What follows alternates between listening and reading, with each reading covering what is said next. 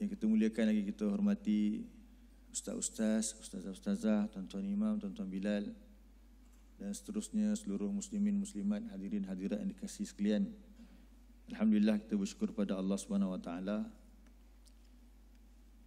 Pagi ini kita sambung lagi tadabbur kita menerusi surah yang baru, yang minggu lepas baru kita mulakan perbincangan dia, iaitu surah yang ke-63, surah Al-Munafiqun.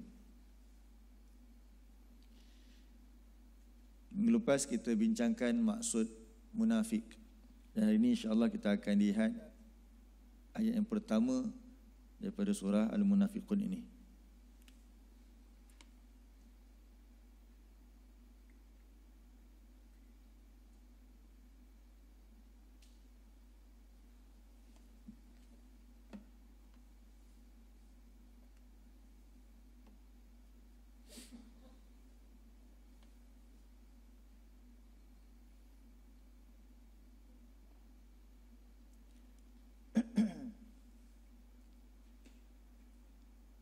Sama-sama kita baca. A'udzu billahi minasyaitonir rajim.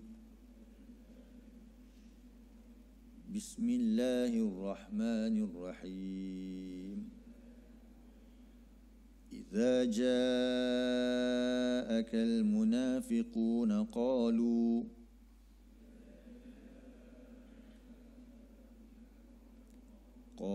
nashhadu innaka la rasulullah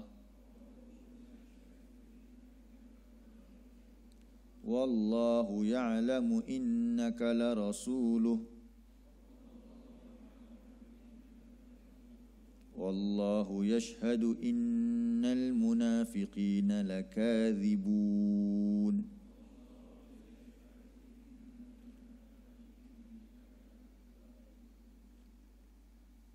Idza ja'akal munafiquna, apabila telah datang kepada engkau oleh orang-orang munafik itu. Qalu, telah berkata oleh mereka, nashhadu, ini pengakuan orang-orang munafik yang pada minggu lepas kita sebutkan macam mana munculnya orang munafik itu setelah perang Badar.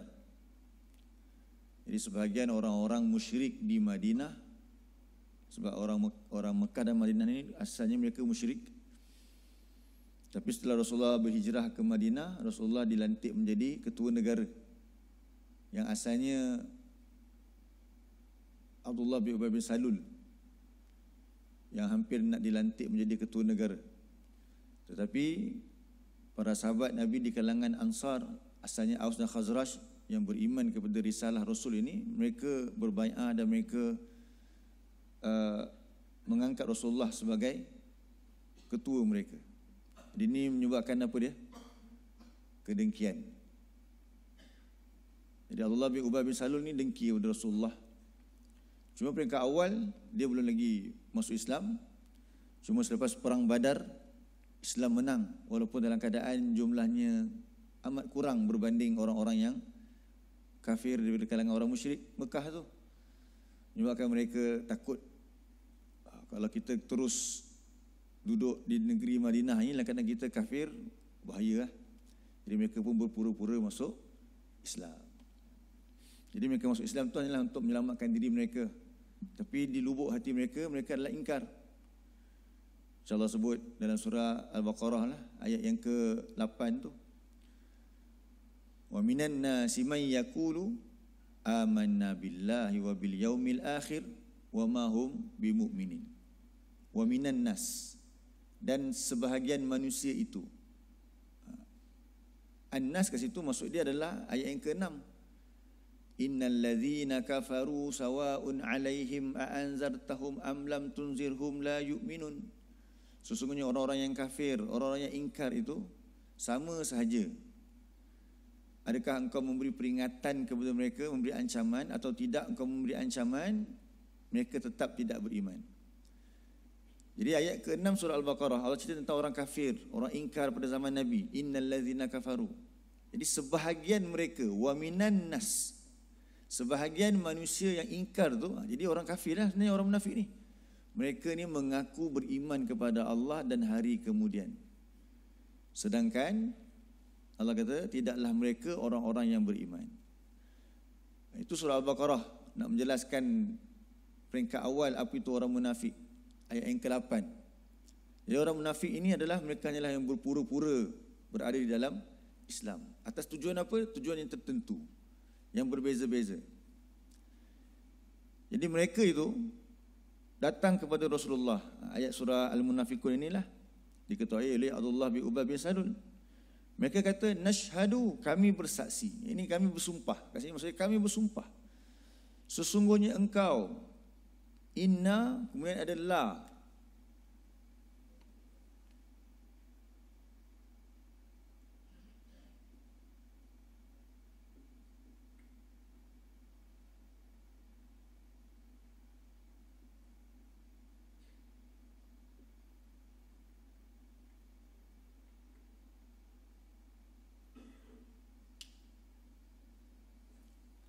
Ayat-ayat yang ada inna ni maksudnya sesungguhnya.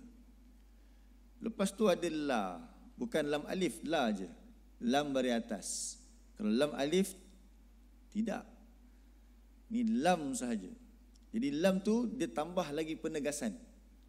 Bila kita sebut inna ni maksudnya penegasan lah. Dipanggil harfu taukid dalam bahasa Arab. Bila ada la pula, lagi-lagi penegasan. Macam dalam surah Yasin, ayat yang keempat. Apa dia ayat keempat surah Yasin? Innaka la minal mursalin. Samalah. Dia ada inna, lepas tu ada la pula. Jadi ini kaedah bahasa Arab yang tuan-tuan kalau belajar, ini akan diajar. Simple je. Lepas inna, dot, ada ayat lain, lepas tu ada la. Terjemah dia mesti macam tu. Sesungguhnya benar-benar. So sesungguhnya dah penegasan, benar-benar pun ada lagi tahqiq, penegasannya lagi. So kuatlah ni. Macam surah Al-Asr sama juga. Wal Asr. Ayat yang ketiga, ayat yang kedua apa dia? Innal insana la fi khusrin. Dia ada, kita akan nampak frasa-frasa yang macam ni. Jadi bayangkan tuan-tuan, orang-orang munafik ini datang jumpa Rasulullah, kami bersumpah, kami bersaksi. Saksi ni ada satu benda yang kita sebut dan mesti dia realiti dengan apa yang dalam hati dan perbuatan kita. Itu namanya penyaksian. Tak boleh seorang yang menjadi saksi tanya dekat dia, betul ke kamu menuduh dia yang buat? Ya, betul, saya tuduh dia buat. Macam mana kamu tahu? Oh, saya pun dengar-dengar je. Jadi itu kan saksi. Dia mesti apa dia? Dia melihat dan dia yakin dengan apa yang disebut itu. So orang-orang munafik ini datang, mereka membuat penyaksian bahawa apa? Sesungguhnya, mereka kata kat Rasulullah, bayangkan tuan, sesungguhnya engkau ni Nabi Muhammad, benar-benar Rasulullah, utusan Allah. Jadi bila kita kata Rasulullah ni, dia daripada ra, sim, lam. Rasul tu, daripada Rasul. Itulah daripada apa? Ar-risalah. Risalah. Bahasa Melayu pun kita pakai jawatan risalah.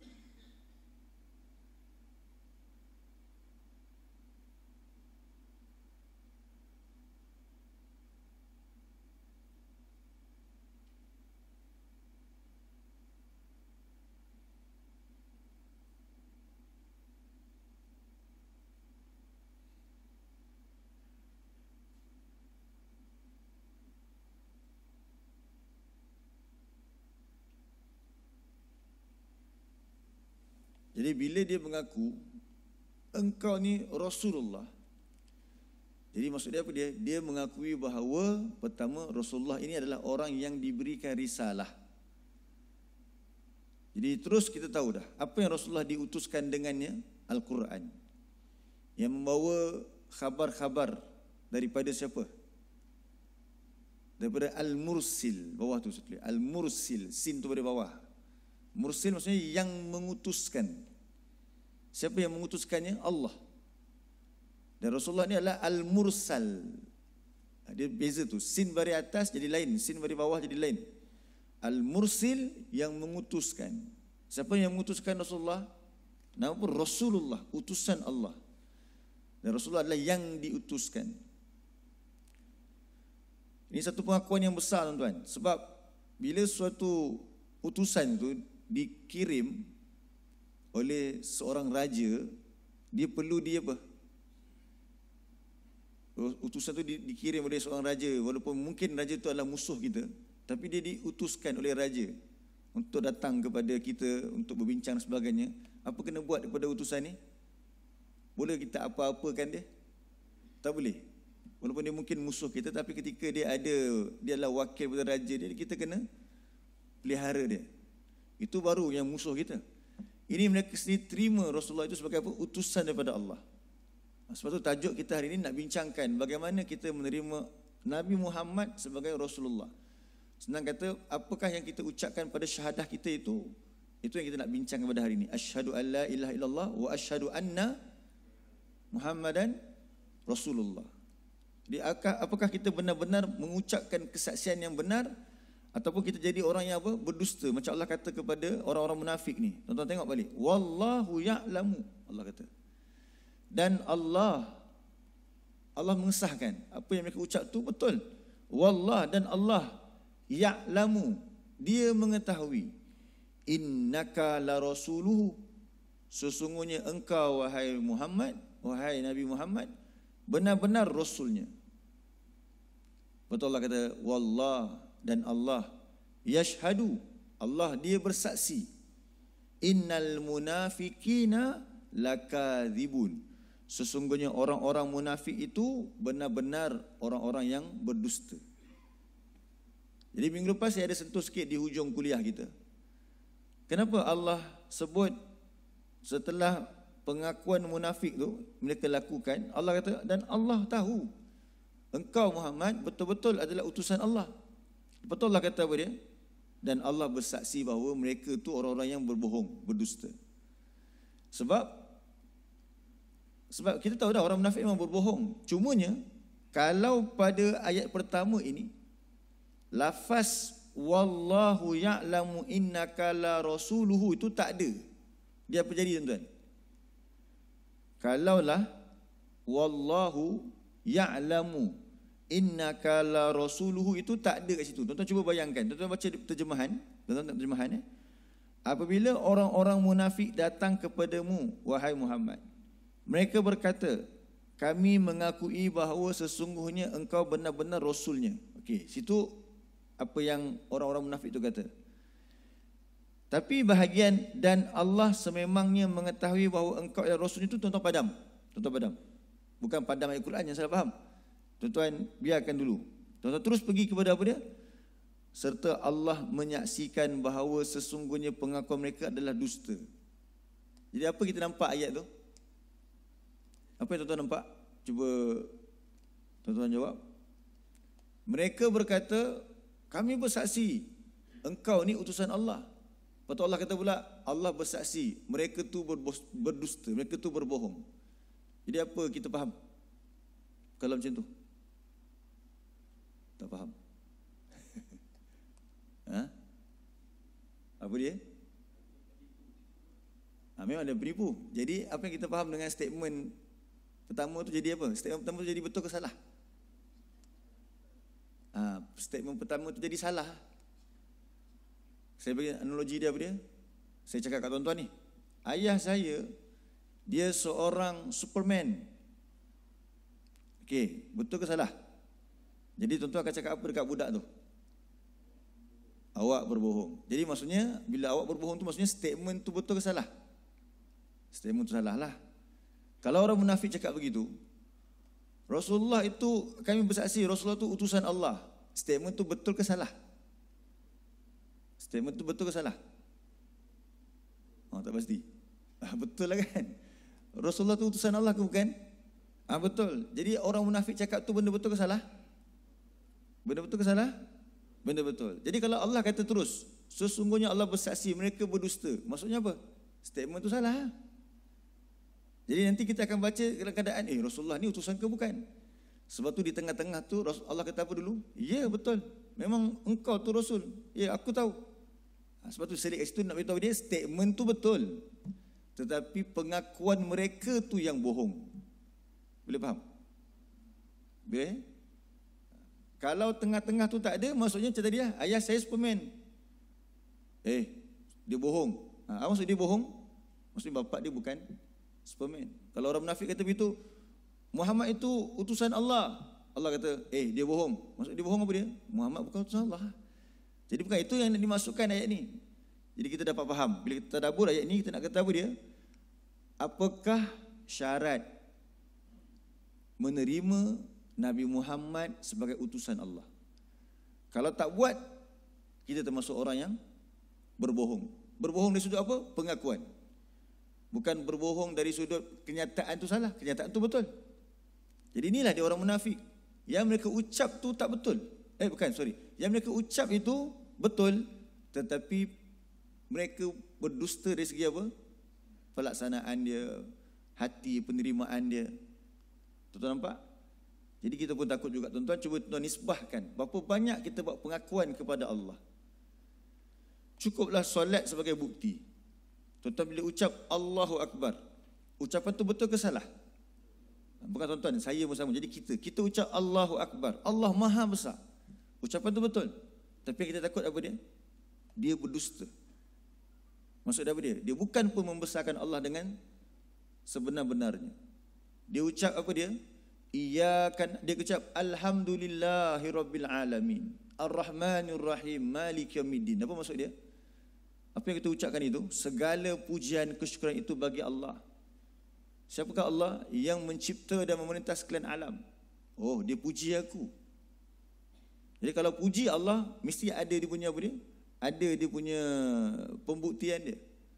Kalau dia mengucapkan sebab puji Allah tu ucapan terima kasih. Alhamdulillah tu adalah syukur kepada Allah.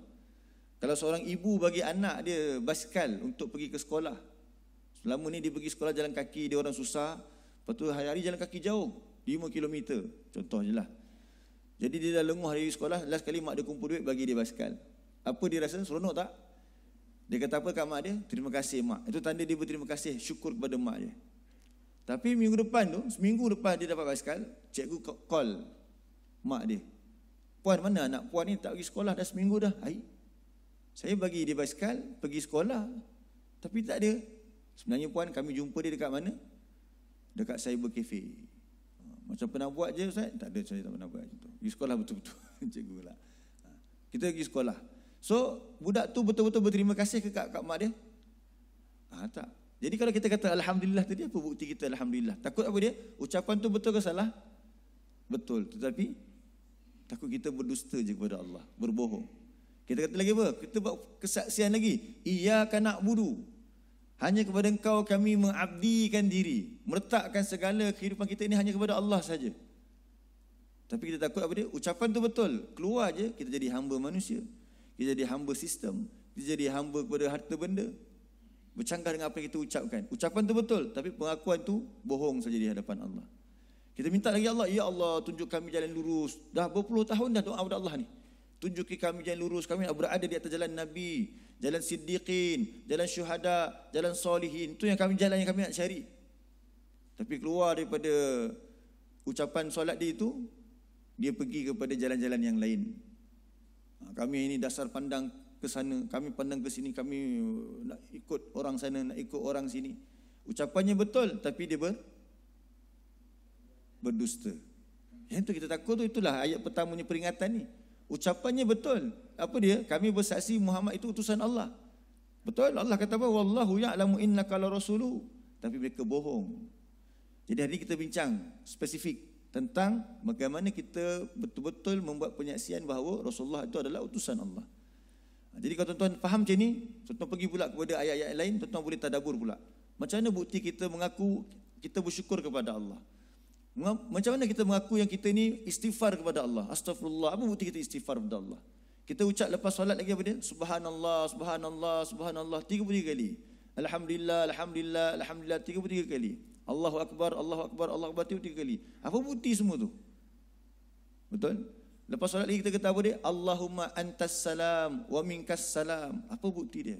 Kita ucap lagi la ilaha illallah 10 kali selepas solat. Apa bukti dia? Itu cara kita berfikir, tuan-tuan. Sebab kita takut kita termasuk apa dia? Innahum, ini saya tukarlah, bukan saya ubah Al-Quran ni. So nak bagi faham. Innahum lakadzibun. Sesungguhnya mereka benar-benar orang-orang yang berdusta. Takut. Sebab tu di akhirat nanti orang-orang yang terawal masuk neraka siapa dia? Pertama, orang yang dia ada, antaranya adalah orang yang dia ada ilmu. Dia mengajar orang siang dan malam. Dia baca Quran siang dan malam. Lepas tu Allah tanya kat dia, apa dia buat dekat dunia dulu? Dia kata dia ada ilmu, dia mengajar orang siang dan malam. Dia baca Quran siang dan malam. Allah kata apa dia? Kau bohong. Dia buat benda betul, tapi kau bohong. Kata Allah apa dia? Kau buat tu kerana nakkan nama. Campakkan dia ke dalam neraka. Next pula siapa dia? Orang yang infakkan harta dia siang dan malam. Dan yang ketiga siapa dia? Orang yang berjihad. Hidupnya berjihad jalan Allah, fisabilillah. Allah tanya dia, apa kau buat dekat dunia dulu? Dia ceritalah, aku ada duit, cari duit dan sebagainya, aku infak berjalan kau. Betul, Allah kata apa? Tak, kau bohong. Kenapa bohong pula? Dia buat. Kalau dari segi rakaman tu ada, dia buat. Tapi sebab dia buat tu kerana apa? Nakkan nama, nakkan kemegahan, nak orang sebut. Jadi itu dikira apa? Bohong.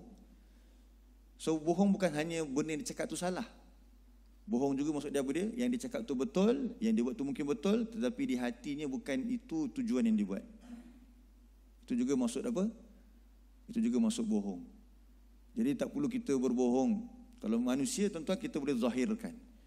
Sebab tu dalam hadis Arba'in An-Nawawi, tuan-tuan tengok hadis yang keempat, Rasulullah kata ada orang tu dia beramal dengan amalan ahli syurga, sehasta dah nak masuk syurga. Maksudnya kira-kiranya hidupnya nampak, ya Allah, kehidupan dia ahli syurga.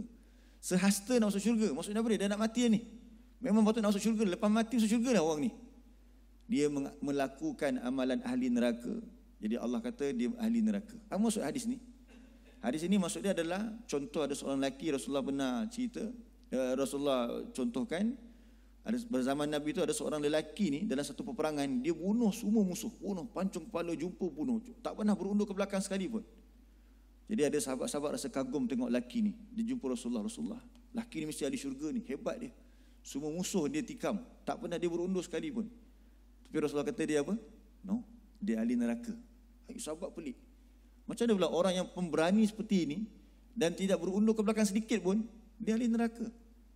Jadi ada seorang sahabat tu follow. Tengok lelaki yang Rasulullah kata dia ni ahli neraka ni.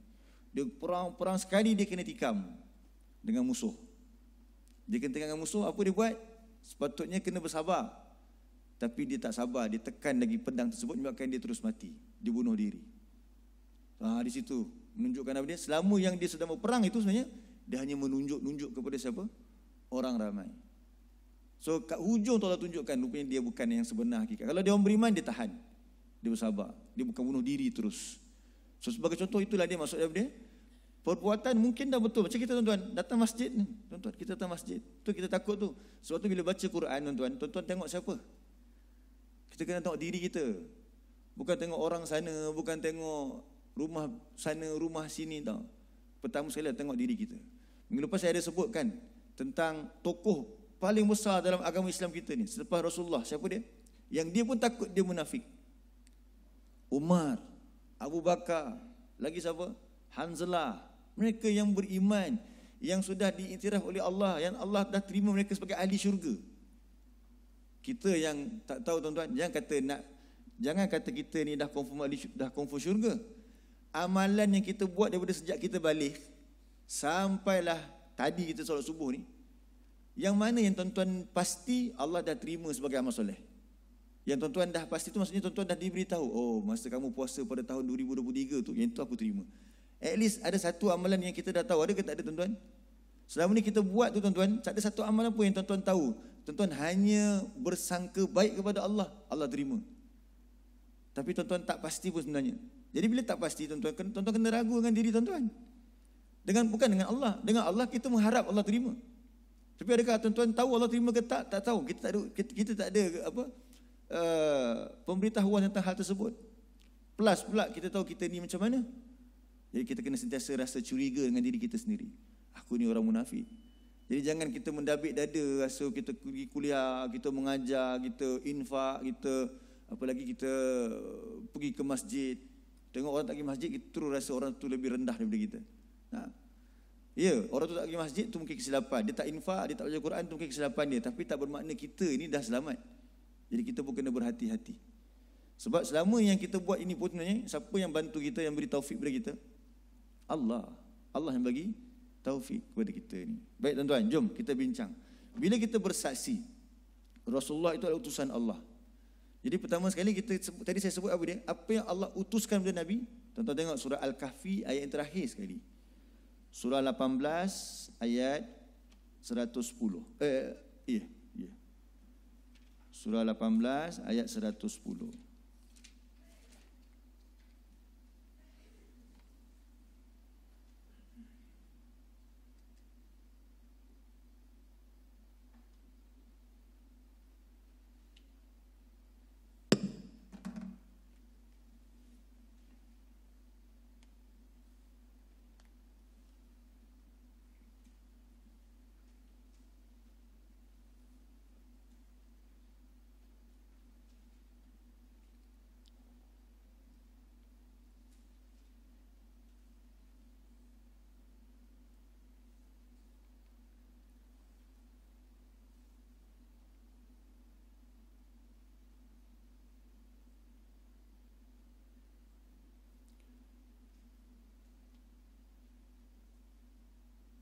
Surah 18 ayat 110 muka surat 304. A'udzu billahi minasy syaithanir rajim. Innama ana basyarum mithlukum yuha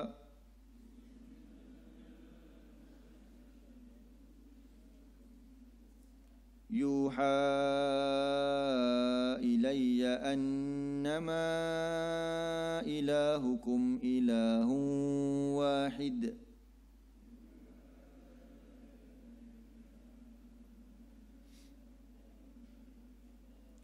فمن كان يرجو لقاء ربه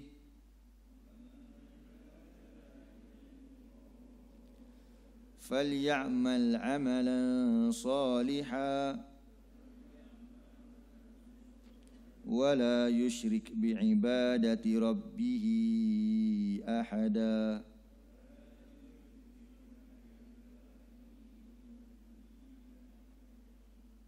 Jadi kul kata Allah, wahai Rasul, ucapkanlah, innama sesungguhnya tidak lain, ana aku ini, bashar manusia, mithlukum seperti kamu.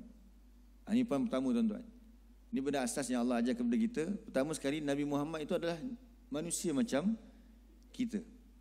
Jadi bila disebut manusia macam kita, tuan-tuan, jangan kita angkat Rasulullah macam mana Nabi Isa diangkat oleh siapa?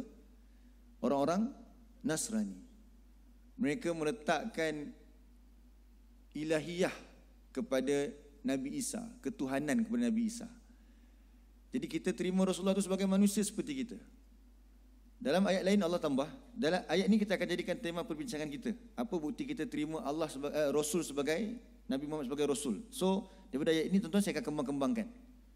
Bila Allah kata, Nabi kata, aku ni manusia seperti kamu, antara maksud dia juga adalah tuan-tuan buka surah ni, tanda Musa ni, surah 18 110 ni hari ni tuan-tuan tanda je, nanti kita akan buka balik sini. Habis bahagian pertama saya akan pergi pula kedua, tapi kita akan buka-buka ayat lain. Tuan-tuan tanda muka surat ni. Tuan-tuan buka surah 25. Surah 25.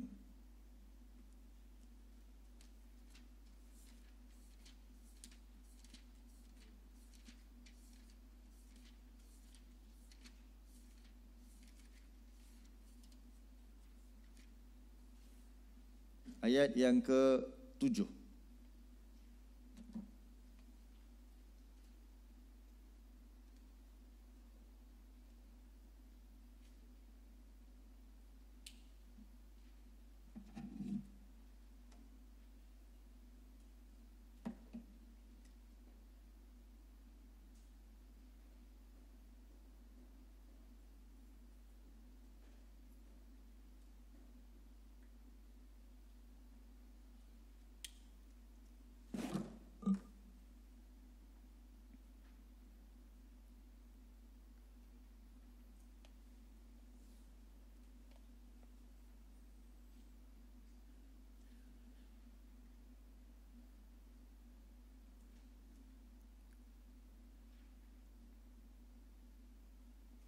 Muka surat 360. A'udzu billahi minasyaitonir rajim.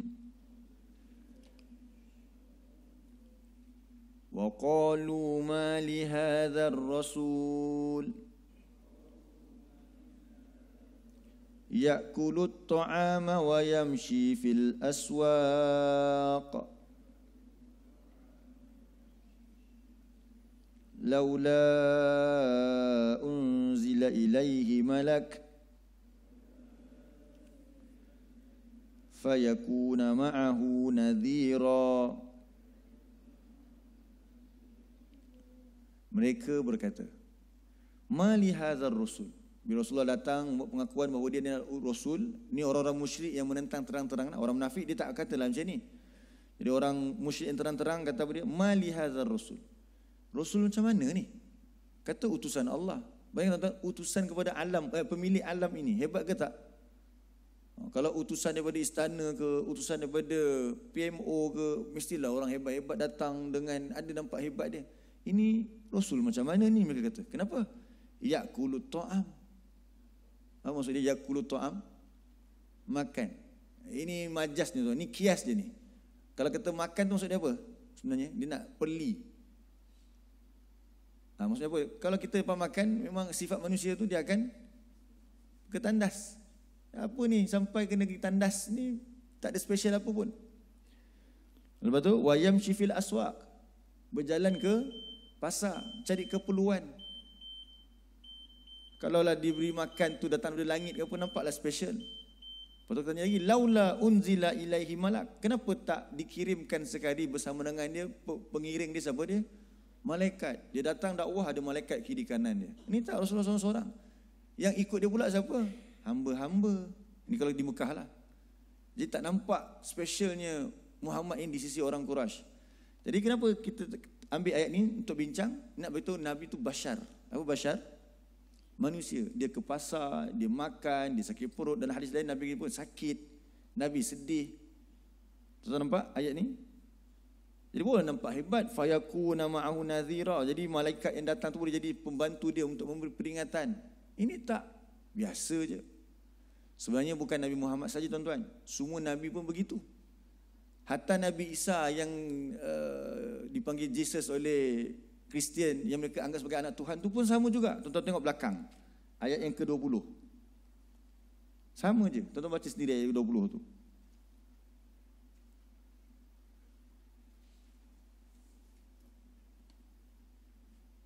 Surah 25 ayat 20. Sama tak?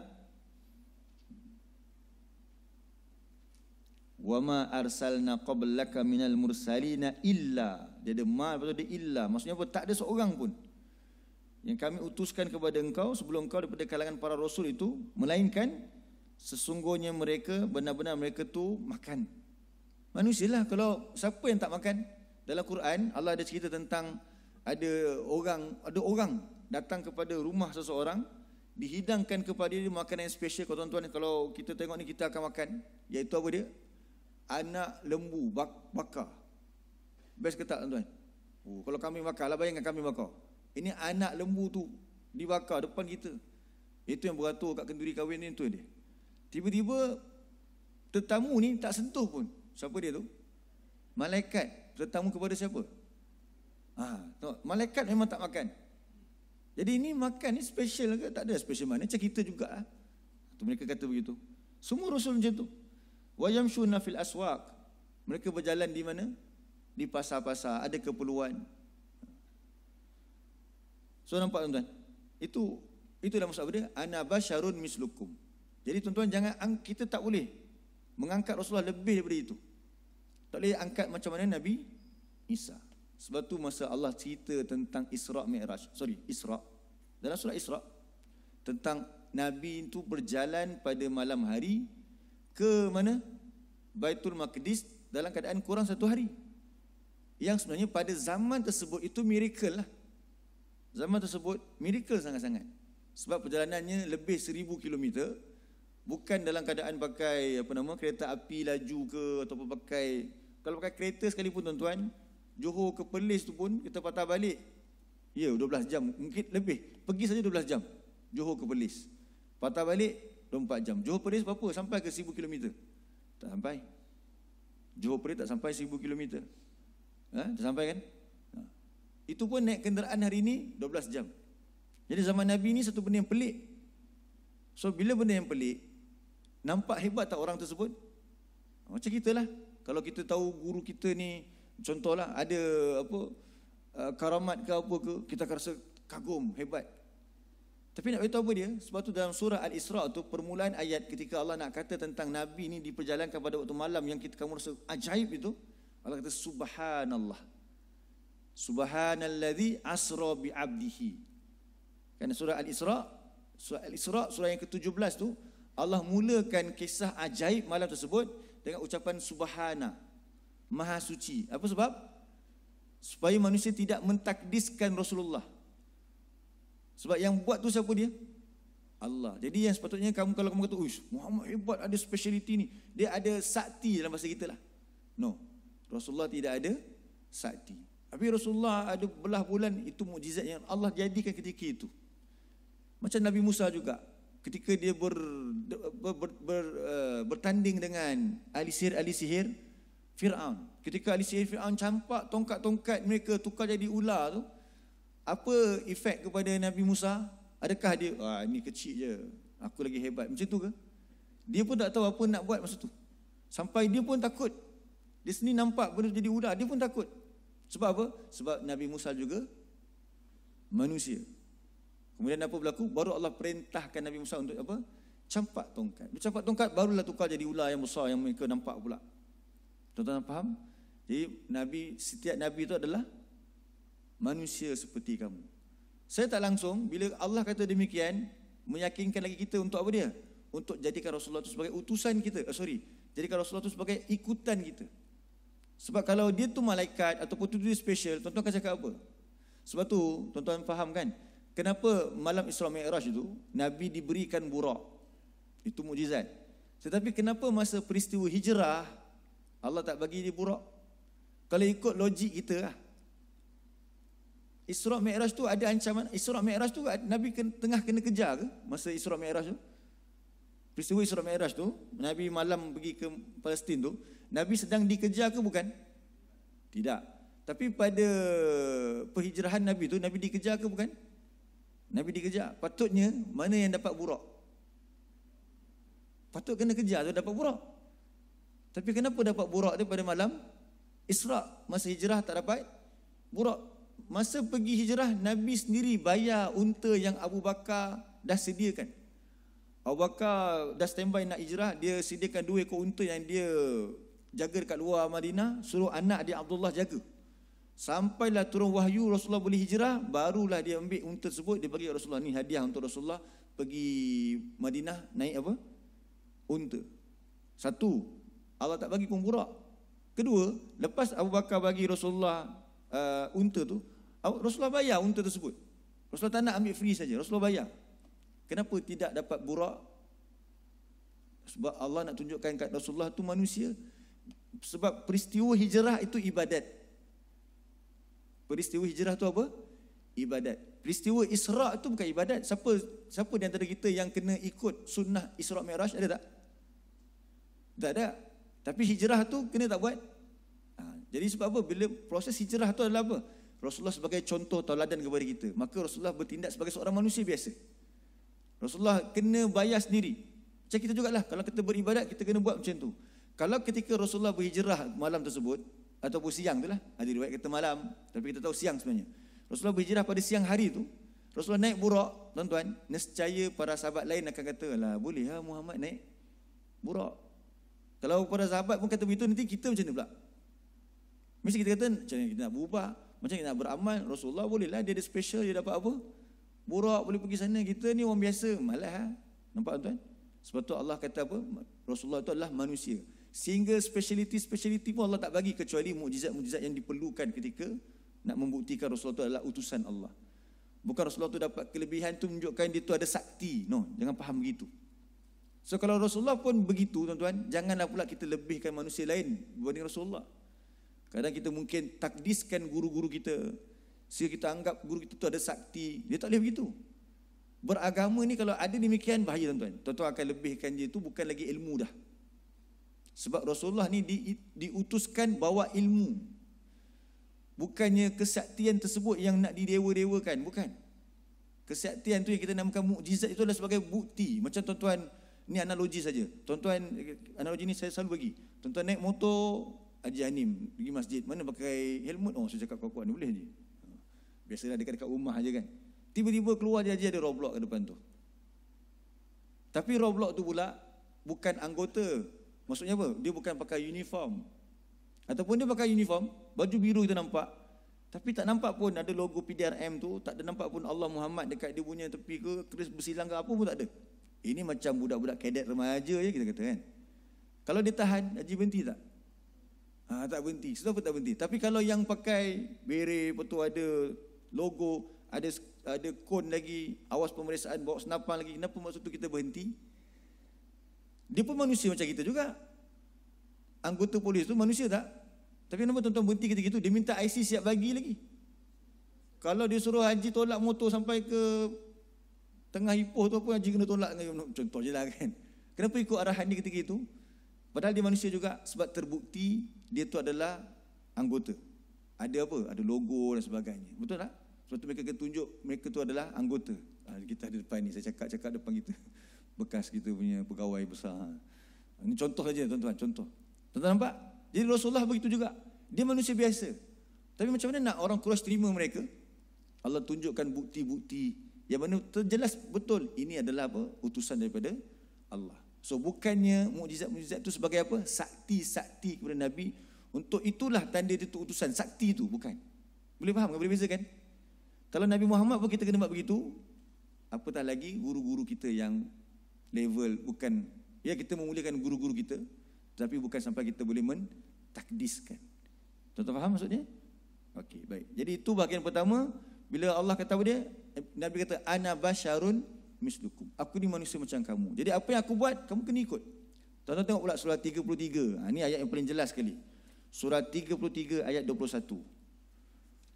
Muka surat 420.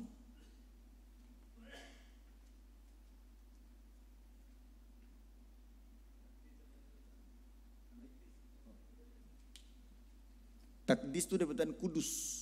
Kan Allah kudus, suci dari segala-galanya. Kita anggap ada suci lah, suci yang besarnya. Bukan, maksudnya level dia bukan level manusia lah.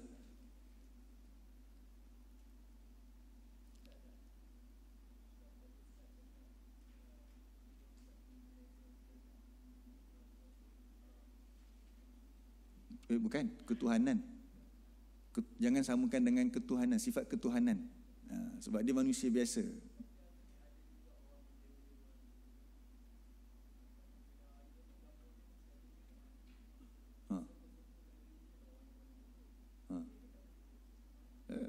Macam kita sayang mak ayah kita je lah.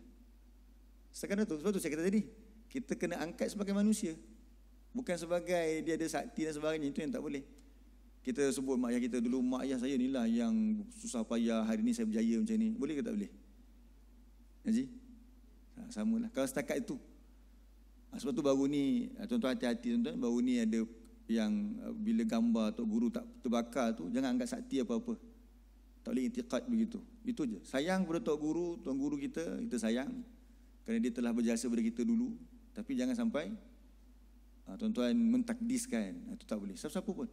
Jangan kata, siapa-siapa lah siapa. Gambar ayah kita ke apa. Tengok Allah tak terbakar ni gambar ayah saya ni. Sebab apa? Yelah dulu pun memang dia orang soleh. Itu bukan begitu. Okey. Kalau benda tu berlaku pula dekat, contohlah. Kalau benda tu berlaku pula dekat gambar Jesus, takkan itu nak membuktikan dia tu benar? Faham Ji? So ada, tu saya kata tadi, dia ada bataskan dia sebagai seorang manusia. Sayang dia sekalipun, dia manusia. Itu saja. Tidak ada salah pun kalau kita rasa kagum dengan Tuan Guru kita tersebut. Kerana dia seorang manusia. Yang dia lebih soleh daripada kita, dia berbakti daripada kita. Okey, full stop situ. Kalau ada kesalahan, dan tidak ada salah pun kalau kita nak kata dia ada melakukan kesalahan. Sebab tu, bila orang yang kita sayang masa hidup tuan-tuan, tuan-tuan kena sebut kat belakang dia, Hafizahullah. Hafizahullah. Cuba sebut. Hafizah tu maksudnya, semoga Allah memelihara dia. Kita kagum guru kita ni. Dialah ajar saya Quran, dia buatkan saya faham agama, dialah buat sekian. Kalau dulu saya tak kenal dia, mungkin saya pun tak tahu macam mana. Begitulah kitanya sayang kepada dia. Sebutkan hafizahullah. Sebab apa? Sebab dia manusia biasa. Yang dia bukan Nabi lagilah. Dia bukan seorang Nabi. Takut apa dia? Dia juga manusia yang boleh berbolak-balik hati dia. So minta Allah jaga dia. Bila dia dah meninggal pula, sebut apa dia? Rahimahullah. Rahimahullah. Semoga Allah merahmati dia. Sebab kita pun tak tahu kebaikan yang dia buat dulu Allah terima ke tak. Semoga Allah kasih sayang dekat dia. Itu tanda apa? Kita menerima dia sebagai manusia macam kita. Tapi dah tentulah tak sama dari sudut apa? Ketakwaan. Bukannya tak sama dari sudut ilahiyah. Oh, ni special sikit, dia ada sakti, waktu dia ada itu bahaya. Yang kita disuruh adalah apa dia? Meletakkan dia pada tempat dia. Itu namanya apa? Adil. Kalau dia orang yang soleh, kita muliakan dia sebagai orang soleh. Tapi bukan muliakan sebagai dia ada kesaktian itu tak boleh. Boleh bezakan je. Kat situ So tengok ayat 21 surah Al-Ahzab. Bila Rasulullah tu kita tahu dia adalah manusia biasa macam kita. Dari sudut apa dia? Sebagai sudut manusiawi lah. Dari sudut dia diwahyukan belum bincang lagi. Nanti kita akan lihat pula dia Rasulullah SAW dengan kita tak sama dari sudut apa dia. Kita bukan orang yang diwahyukan. Sebab tu Rasulullah special. Rasulullah diberi mukjizat. Rasulullah ni dipelihara oleh Allah. Tapi dari segi kemampuan untuk beribadat, dia manusia macam kita juga. Terbalik. Kita manusia macam dia juga manusia macam kita, maka kita kena contohi Rasulullah. Itu objektif Rasulullah tu manusia. Objektif adalah supaya apa dia? Kita tak ada alasan untuk tak boleh beramal. Oh, dia special. Tak. Tengok Allah kata apa dia? A'udzubillahi minasyaitonirrajim. Bukan dia lah, baginda lah. Kalau saya sebut dia tu silap. Laqad kana lakum fi Rasulillahi uswatun hasanah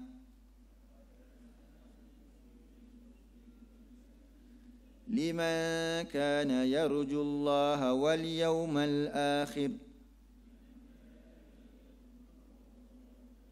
wa dzakarallaha katsira. Demi sesungguhnya, laqad, demi sesungguhnya, kana adalah ia, lakum, bagi kamu, fi Rasulillah, pada diri Rasulullah itu. Jadi Rasulullah itu siapa tadi? Manusia kan, macam kita. Cuma dia diwahyukan. Dia adalah apa? Dia perantara kepada kita dengan Allah untuk apa? Mengabdikan diri kepada Allah.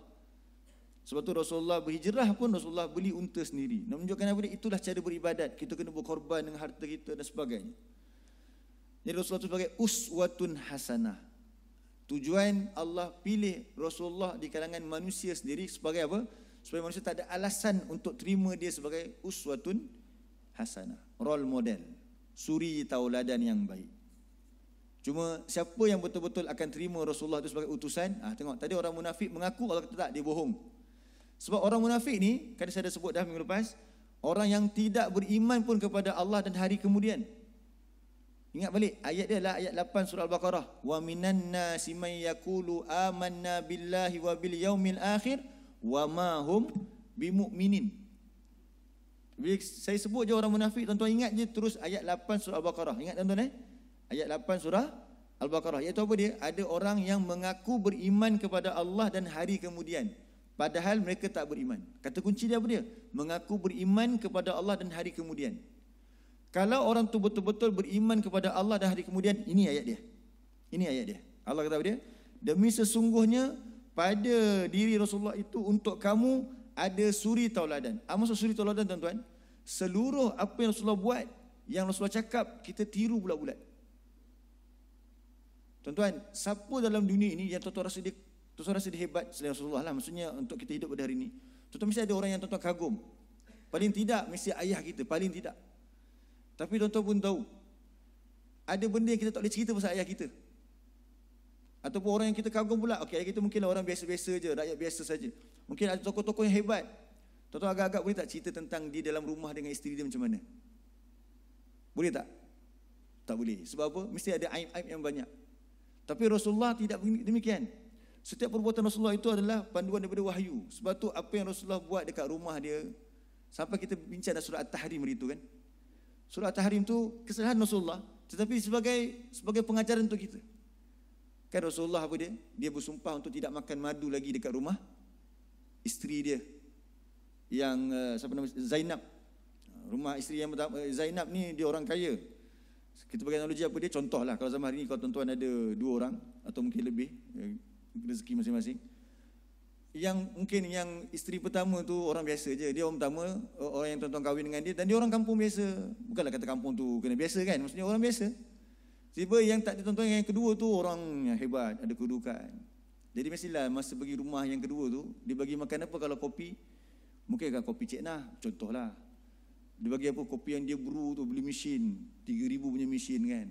Jadi isteri pertama serve apa? Kopi Cik Nah. Terasa tak kopi isteri pertama tu mesti dah rasa kurang sikit, dia secemburu. Normal lah tu.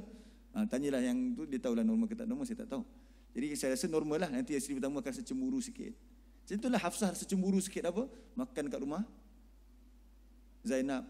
Lepas tu dia pun buat helah lah, Hafsah buat helah merajuk dia sebagainya. Rasulullah sampai, demi Allah lepas ni aku tak makan lagi dah. Dan nak jaga hati Hafsah, Allah tegur, jangan sampai bersumpah mengharamkan benda yang Allah halalkan. Nak jaga isteri silakan. Tapi poin dia apa dia yang kita ambil pengajaran? Tengok peristiwa yang berlaku dalam rumah tangga Rasulullah pun diceritakan untuk apa? Pengajaran. Tuan-tuan boleh tak kita punya rumah tangga tu Allah jadikan pengajaran? Malu kat orang. Nampak? Jadi itulah dia uswatun hasanah, nak bagi nampak. Setiap yang Rasulullah buat itu contoh tauladan. Tuan-tuan faham? Jadi kalau tak belajar tentang Rasulullah, kita tak tahu siapakah hamba Allah yang sebenar. Itu masalah bila manusia tak kenal siapa Rasul dia, tak kenal Rasulullah, tak ikut Rasulullah, dia tak akan tahu apa yang Allah nak dalam kehidupan kita. Sebab tu dalam banyak ayat, hatta surah Al-Kahfi tuan-tuan baca, ayat pertama je Allah kata apa dia? Alhamdulillahillazi anzala ala abdihi. Kan? Allah angkat Rasulullah sebagai apa dia? Hamba.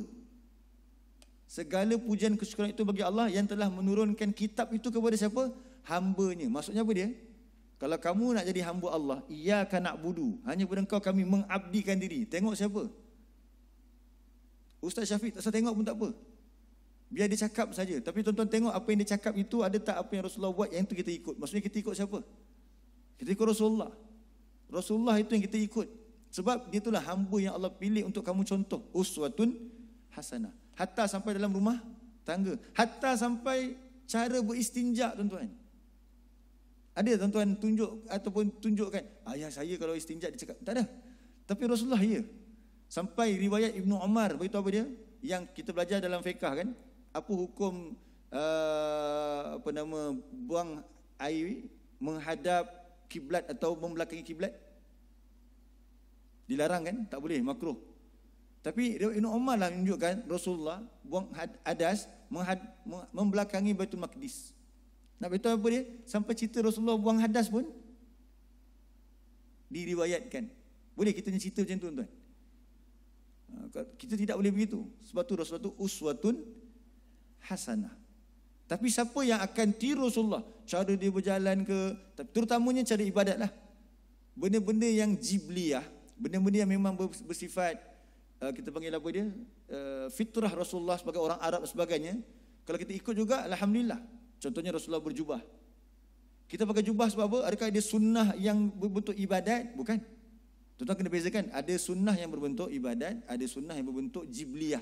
Jibliyah ni maksudnya Rasulullah tu adalah sebab dia orang Arab, kemudian kita tiru dia. Sebab tu kalau dalam contoh tuan-tuan, dia bukan satu ketetapan. Kalau dalam satu majlis kita dikehendaki untuk pakai baju baju Melayu, kita panggil baju Melayu apa? Baju Melayu dipanggil apa? Baju Melayu tu kalau dalam majlis dipanggil baju apa? Baju kebangsaan. Tapi tiba-tiba kita datang, saya pakai macam ni. Tak sunnah. Walaupun kita seorang, mungkin kalau dia tokoh besar dan dia dibenarkan tu lain. Tapi kalau lah kerana kerana kita nak kata ini sunnah, jadi saya pakai jubah, saya tak pakai baju Melayu, itu tak sunnah dah. Kenapa pula? Jubah kan sunnah Nabi. Ya, dia adalah sunnah jibliyah dipanggil. Maksud kita pakai tu kerana apa? Kita kasihkan Nabi. Bukan kerana Rasulullah datang untuk mengajar kita bahawa jubah adalah pakaian ibadat. Bukan. Tuan-tuan faham? Boleh beza? Tuan-tuan pakai, cikgu pakai kurta cikgu. Cikgu tak sayang Nabi, saya kata. Boleh tak? Tak boleh. Haji pakai baju Melayu. Dah lah ada 3 poket, kita kata kan. Patut 2 poket dia kat atas. Ni tuan-tuan, kan saya pernah cerita. Baju Melayu kan baju yang paling unik sekali. Baju dia ada 3 poket. Cuba cari dalam dunia ni baju apa ada 3 poket. Paling-paling 1 poket, kemeja. Ataupun 2 poket, baju apa kita panggil? Baju korporat. Ataupun 4 poket lah. Dia cukup-cukup 4 vest kita tu kan. Ini 3 je. Unik kita punya baju. Kita pakai. Sampai kadang-kadang baju kita warna pink. Kalau tengok orang lain, lelaki mana pakai baju pink? Tuan-tuan, saya nampak ada cikgu pakai baju pink. Tapi kalau saya bagi cikgu t-shirt warna pink, cikgu pakai cikgu? Tiba-tiba tak pakai. Tapi baju Melayu kita pakai. Tak ada masalah. Tak mesti kena pakai apa? Jubah. Kena bezakan. Tetapi kalau Rasulullah solat, kita tak nak solat, itu tak boleh ya. Nampak? Kena bezakan mana satu. Tuan-tuan suka Rasulullah, sayang Rasulullah. Suka pakai jubah sebab sayang Rasulullah. Tuan-tuan pakai. Pakai serban kata Rasulullah. Agak-agak Abu Jahal pakai serban tak? Pakai. Jadi itu menunjukkan apa dia? Itu menunjukkan ibadat berbentuk jibliyah yang Rasulullah sebagai orang Arab. Kita buat juga sebab apa? Sayang kepada Nabi. Okey, sekarang ni semua benda lah kalau cuba kita buat, tapi kena dibezakan mana yang auliat dia. So yang macam nak belajar Al-Quran ni sunnah paling besar sekali. Menjadikan ilmu yang paling besar adalah Al-Quran, inilah sunnah paling besar sekali. Sebab Rasulullah diberikan apa? Al-Quran. Rasulullah ajar orang Al-Quran. Yang ni tiba-tiba kita tak nak ikut pula. Ini tak boleh lah. Yang ni yang benda paling besar sekali. Tapi siapa tuan-tuan yang ikut? Ni. Liman kana yarjullah wal yaumal akhir. Orang yang mengharapkan pertemuan dengan Allah dan orang yang mengharapkan balasan baik di akhirat. Tadi orang munafik mengaku benda sama tak? Orang munafik mengaku benda sama tak? Mengaku bahawa kami beriman kepada Allah dan hari kemudian. Tapi Allah kata mereka tak beriman pun. Sebab tu orang munafik dia akan cari alasan untuk tidak mengikut Rasulullah. So kalau betul kita mengaku bahawa kita beriman kepada Allah dan Rasul, beriman kepada Allah dan nak masuk syurga, nak bertemu dengan hari akhirat nanti, Rasulullah sebagai uswatun hasanah. Kalau kita tak kenal Rasulullah itu maksudnya kita berbohong. Kalau kita tak tahu sunnah Rasulullah itu berbohong. Jadi kalau begitulah keadaan ini tuan-tuan, kalau kita biarkan orang lain pun tak kenal tapi dia pun mengaku asyhadu anna Muhammadar Rasulullah tu, takut dia berbohong. Siapa yang berbohong tu mungkin isteri kita, anak kita ke apa ke. Lepas tu berat tanggungjawab kita ni, banyak kerja kita. Lepas kita dah belajar, siapa pula yang kena tahu? Isteri dan keluarga kita kena tahu. Jadi supaya mereka jadi orang yang menjadikan Rasulullah sebagai uswatun hasanah. Boleh tak kita jadikan Rasulullah sebagai uswatun hasanah? Sangat-sangat boleh. Sebab Rasulullah juga manusia seperti kamu. Boleh faham? Okey, buka balik surah 18 tuan-tuan. Ayat 110. Jadi poin yang penting selepas ana basyarun mislukum tu, yang membezakan kita dengan Rasulullah, dan ini menunjukkan kita berbeza jauh dengan Rasulullah yang sangat mulia ini. Yuha ilayya. Ayat ini. Ana basyarun mislukum yuha ilayya. Buka balik surah 18 yang kita tanda tadi. Ya. Surah Al-Kahfi tadi je yang kita tanda tu. Yang saya minta tanda tu kan.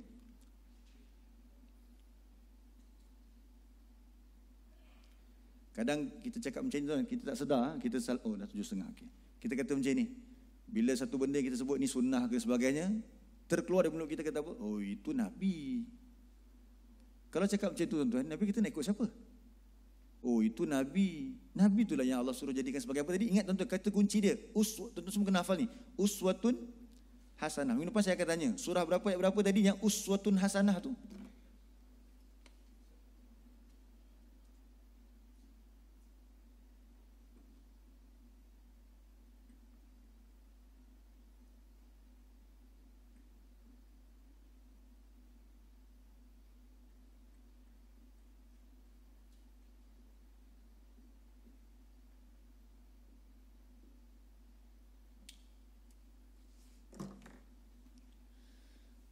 Sebab tu Al-Quran ni kita suka belajar. Sebab apa? Dia adalah, tuan-tuan bayangkan, Quran sampai ayat daripada Al-Fatihah sampai surah An-Nas yang hujung tu tuan-tuan. Perkataan ini dulu Rasulullah pernah sebut. Tuan-tuan bangga tak bila kita ulang-ulang sebut benda yang Rasulullah pernah sebut?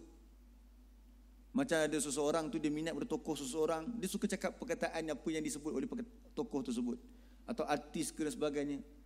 Tuan-tuan bayangkan kita membaca kitab yang dulu Rasulullah baca kitab ni di malam hari. Takkan tak ada rasa special apa-apa. Kalau tak ada tu lah kita kena cek balik kita punya iman tu. Bayangkan pula kalau kita melihat pula orang yang kita sayang di sekeliling kita, dia meninggalkan membaca Quran. Apa perasaan tuan-tuan? Sedangkan nanti kita ke akhirat tuan-tuan, kita nak bertemu dengan Rasulullah balik. nak masuk syurga bersama dengan Rasulullah. Siapa orang pertama yang menyebabkan pintu tu dibuka, pintu syurga? Rasulullah adalah utusan terakhir. Nabi Nuh Rasul pertama. Sebelum Nabi Nuh tak ada Rasul. Yang sebelum Nabi Nuh, Nabi-Nabi lah. Nabi Adam. Rasul pertama adalah Nabi Nuh. Rasul terakhir adalah Nabi Muhammad. Tetapi Allah angkat siapa untuk memuliakan dia supaya dia menjadi orang yang pertama masuk syurga? Nabi Muhammad. Dan kita umat dia. Tiba-tiba tak rasa izzah membaca Al-Quran ini. Banyak lagi nak cerita tuan. Mungkin kita akan sama minggu depan. Tak rasa izzah nak bantu agama Rasulullah. Padahal Rasulullah dulu susah payah, siang malam dia. Dia berpenat lelah. Tuan-tuan, orang paling penat dekat dunia ni Rasulullah. Kalau tuan-tuan kata, saya tak boleh Ustaz, tak sempat ni sebab penat sangat ni. Ya betul, memang kita penat juga. Tetapi kita kadang rasa malu nak sebut. Sebab seorang paling penat tu adalah siapa? Rasulullah. Kita tak sepenat baginda. Rasulullah tu punya penat, bahasa kita lah. Bahasa penat Rasulullah tu sampai hari kiamat nanti tuan-tuan. Kenapa hari kiamat Rasulullah penat? Sebab semua orang cari Rasulullah. Dan Rasulullah cari orang untuk bantu. Begitu Rasulullah punya tugasan. Besar tugasan Rasulullah. Tiba-tiba kita tak jadikan dia sebagai role model. Jadi memang kita kena jadi suhqan nanti. Dekat akhirat nanti ada orang kena halau. Suhqan. Nabi halau dia. Suhqan. Pergi jauh. Tuan sanggup. Jadi cara pertama sekali apa dia? Terima Rasulullah itu sebagai manusia yang diwahyukan. Ni wahyu dia. Ni tuan-tuan. Tengok Allah kata apa dia? Ana basyarum mislukum yuha. Yang diwahyukan. Intipati wahyu tersebut apa dia? Annama ilahukum ilahun wahid. Intipati wahyu tersebut adalah Tuhan yang layak diabdikan diri bagi kamu adalah Tuhan yang satu. Itu dia punya intipati dia. Dia punya apa kata? Isi syarah dia mana tuan-tuan? Ni Quran ni. Ini yang Rasulullah ulang-ulang baca. Setiap kali bulan Ramadan Rasulullah akan baca dengan Jibril betul-betul. Bila setiap kali Jibril datang jumpa Rasulullah untuk bacakan wahyu, tuan-tuan ingat kita baca surah Al-A'la dulu. Sampai Rasulullah gerak-gerakkan lidah dia. Surah Al-Qiyamah Allah tegur Rasulullah, sabar, jangan terus tergesa-gesa. Sebab Rasulullah begitu gairah nak dapatkan wahyu ni sebab nak sampaikan balik kepada umat dia.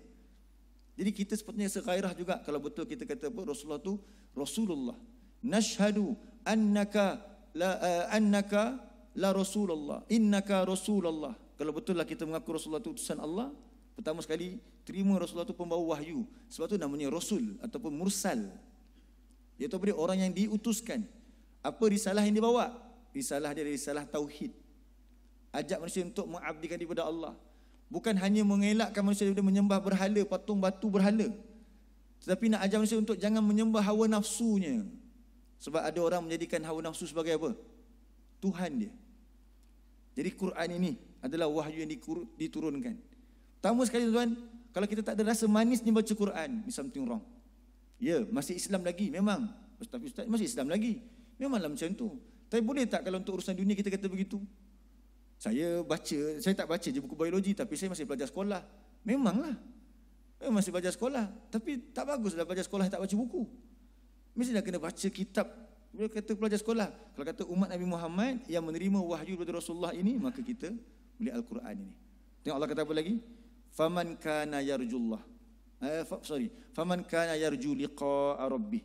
Maka barang siapa yang mengharapkan pertemuan dengan Tuhannya. Nak bertemu dengan Allah tak? Yes. Falyamal amalan solihan. Maka ikut Quran ini dan lakukanlah amal soleh. Wala yusyrik bi ibadati rabbih ahadan. Dan jangan kamu sekutukan Allah dengan Tuhan-Tuhan yang lain. Tuan-tuan, satu lagi ayat tuan-tuan untuk pagi ini. Surah 3 ayat 31. Yang semakna semua apa yang kita sampaikan pada pagi ini. Surah 3 ayat 31.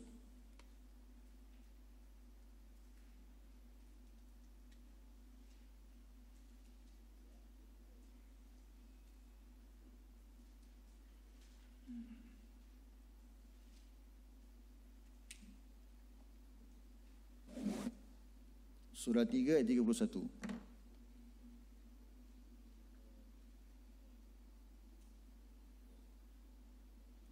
Sampai 32.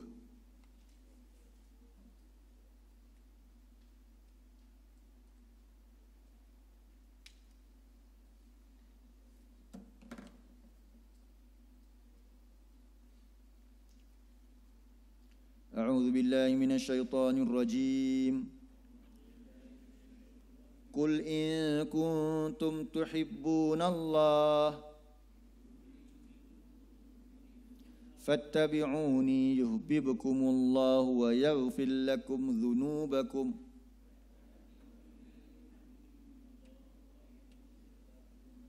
wallahu ghafurur rahim.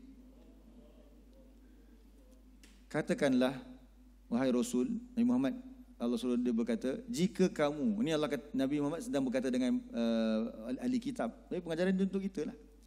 Jika kamu benar-benar kasihkan siapa? Allah. Apa bukti kita kasih kepada Allah, tuan-tuan? Alhamdulillah tadi.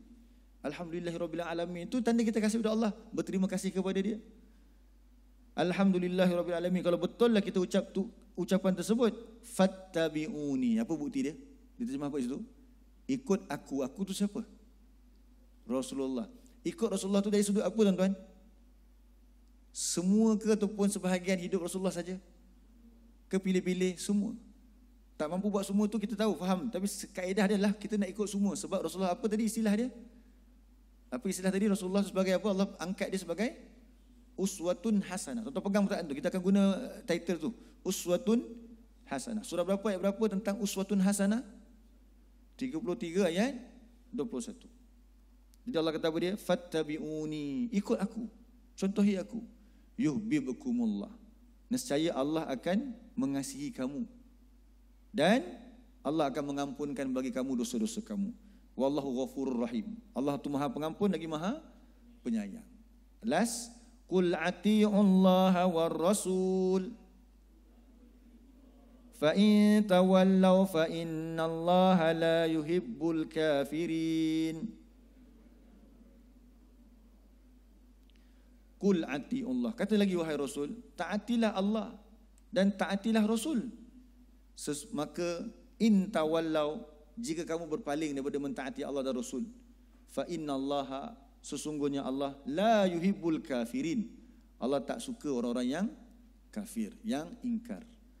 Tu nampak? Jadi bila kita mengaku Rasulullah itu utusan Allah, pertama sekali kita terima Rasulullah itu sebagai manusia yang diwahyukan Al-Quran ini untuk mengajar kita la ilaha illallah. Okey, nanti minggu depan kita akan sambung lagi, tuan-tuan. Ayat pertama ni masih lagi ada nak bincang. Apa lagi bukti kita mengaku bahawa Rasulullah itu adalah utusan Allah? Baik, itu kita akan sambung pada minggu depan insya-Allah. Aku qauli hadza wa astaghfirullahal azim li wa lakum wa billahi taufik. Assalamualaikum warahmatullahi wabarakatuh.